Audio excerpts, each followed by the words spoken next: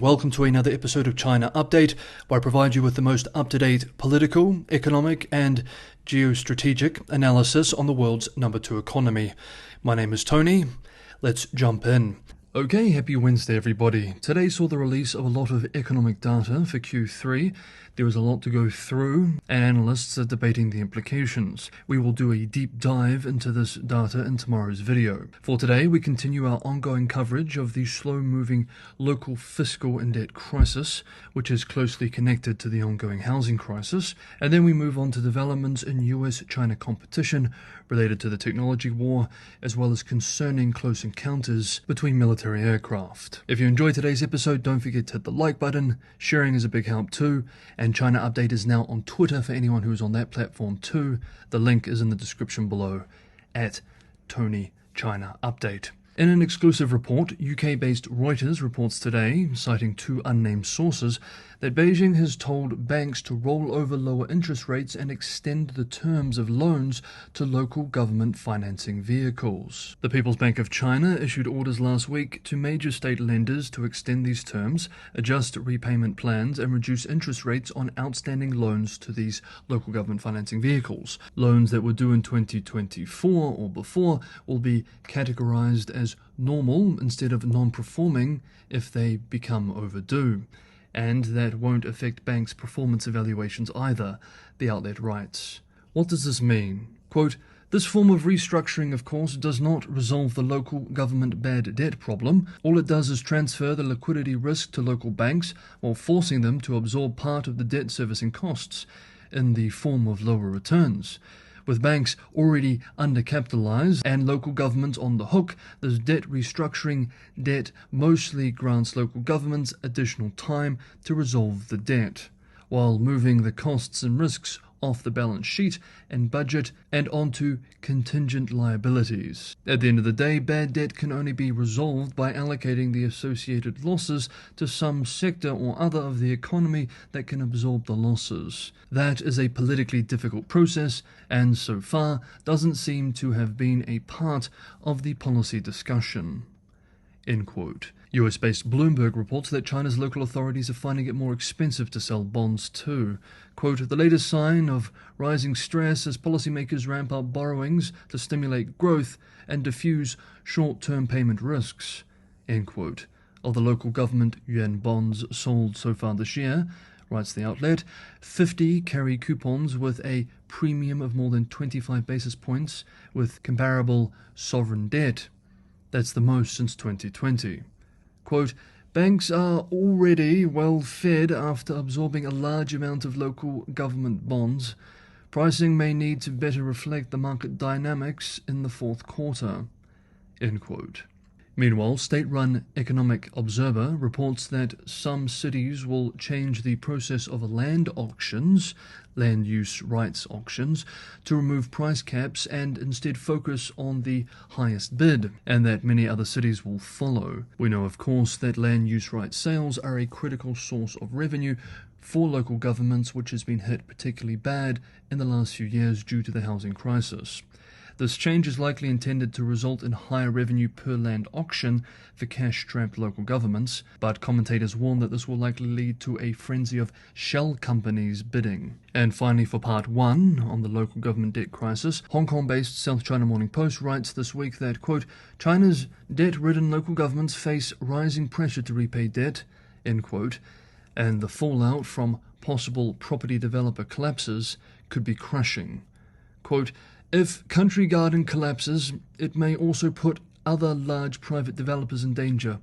If developers continue to fail one after another, the scale of local government debt will definitely continue to expand." End quote. Next up, we move to US-China competition. Semiconductor stocks plunged in trading on Tuesday after the US announced sweeping updates to export restrictions designed to block China's access to advanced computer chips, with the PHLX Semiconductor Sector Index, a gauge comprised of 30 chip stocks, seeing over $70 billion in combined market value wiped. The rules restrict a broader swath of advanced chips and chip-making tools to a greater number of countries, including Iran and Russia, and blacklist Chinese chip designers, More Thread, and Biren. US company Nvidia Corp, as anticipated by many, was hit particularly hard on the US side, with the chips it modified to be able to sell to China now falling under the scope of the updated rules.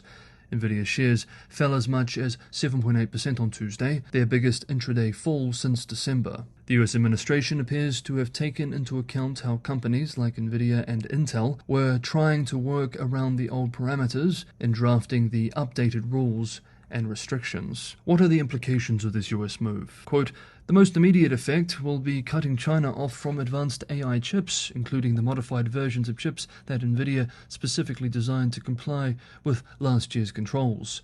Now Chinese companies are looking at years where the AI chips that China can access are significantly inferior to what is available in the West. End quote. The US Semiconductor Industry Association, unsurprisingly, isn't too pleased with these further restrictions on the sector for which it represents, and are concerned that US players may lose market share to foreign competitors. Quote, we recognize the need to protect national security and believe maintaining a healthy US semiconductor industry is an essential component to achieving that goal. Overly broad unilateral controls risk harming the US semiconductor ecosystem without advancing national security, as they encourage overseas customers to look elsewhere. Accordingly, we urge the administration to strengthen coordination with allies to ensure a level playing field for all companies. End quote. And on that point, Chinese financial media outlet Yicai reports yesterday that Taiwan Semiconductor Manufacturing anticipates gaining an indefinite exemption from American export restrictions, telling the outlet that it is authorized to continue operating its plant in Nanjing, Jiangsu province.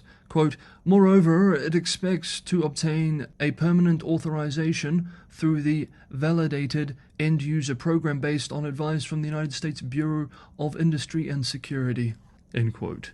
Beijing, of course, won't be too pleased either, obviously, but Chinese policymakers knew the tightenings of these curbs were coming, and likely more will be on the way. Quote, the PRC side is of course unhappy, but from everything I am hearing, these updates will not derail Xi's plans to travel to the US next month to attend APEC and meet US President Biden.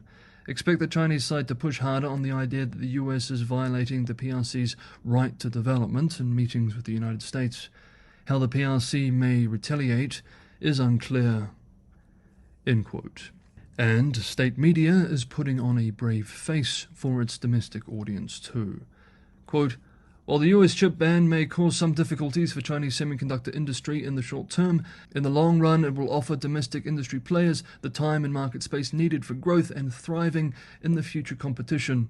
Judging from the achievements of Chinese semiconductor companies over the past few years, especially the breakthrough by Huawei, there is already clear awareness that only with sufficient technological progress by China can the US technological war see a failure. End quote.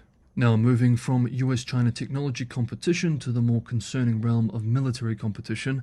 Yesterday, Tuesday, the US Defense Department, likely in anticipation of the US Department of Defense annual China Military Power Report to be published later this week, released photos, video, and statements about what it terms coercive and risky PLA operational behavior by PLAA jets. A Pentagon spokesperson said that Chinese fighter jets conducted several hundred, quote, risky and coercive aerial intercepts against aircraft flown by America and its allies in the Indo-Pacific over the past 2 years, end quote, adding, quote, the People's Republic of China can and must end this behavior.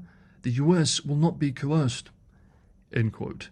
The spokesperson said that Chinese jets undertook 180 dangerous maneuvers against American aircraft and 100 against aircraft flown by allies and partners of the US.